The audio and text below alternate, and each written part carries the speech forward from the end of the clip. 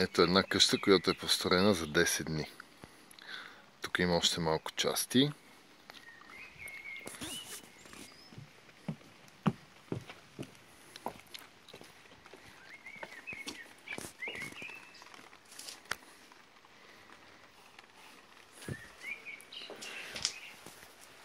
Ето как са сглобени панелите. Вътре се вижда каменната вата.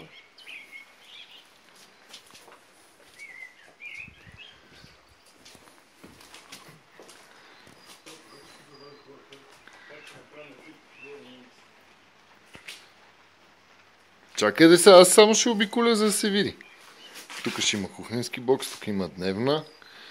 Тавана ще се носи от фермите на покривната конструкция, затова тук сега в момента е подпрян. После помещението няма да има колони или прегради. На много приятно място в гората се намираме. Ето тук да покажем още една. Ето сглобка с шпилка.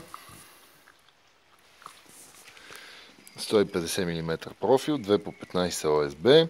След това ще има външна облицовка, която ще бъде измазана. Може да бъде изолирана. Отвътре ще има гипсокартон, в който ще минат инсталациите. Всичко е право.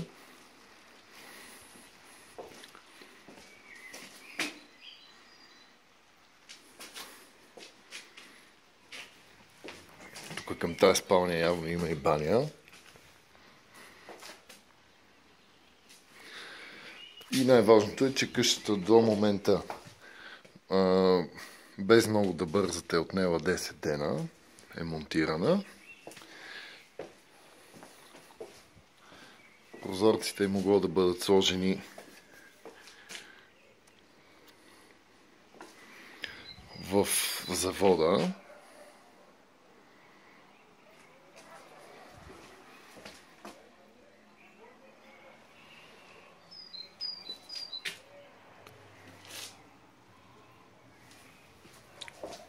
Преградните стени са 10 см, профила вътре в тях.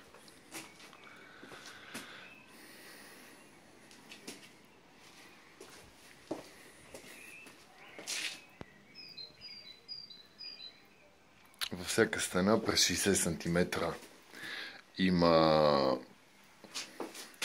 носещо ребро, отделно има допълнителна носеща конструкция на определени места.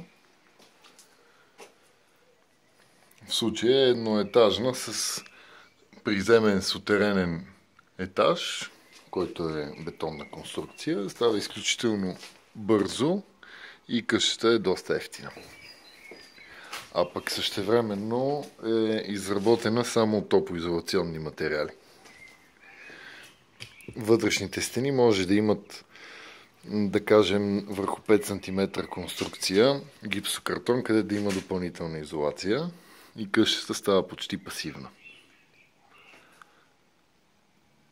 С 150 мм каменна вата и с още 50 отвътре, може отвънка да се изолира допълнително и се получава 250 мм изолация. Като всъщност дървените стени и гипсокартона също са изолация. Ето това е. Ще има и следващо видео, в което ще видите следващия етап на работата, в който ще бъде облечена с гипсокартон и ще бъде сложен покрив.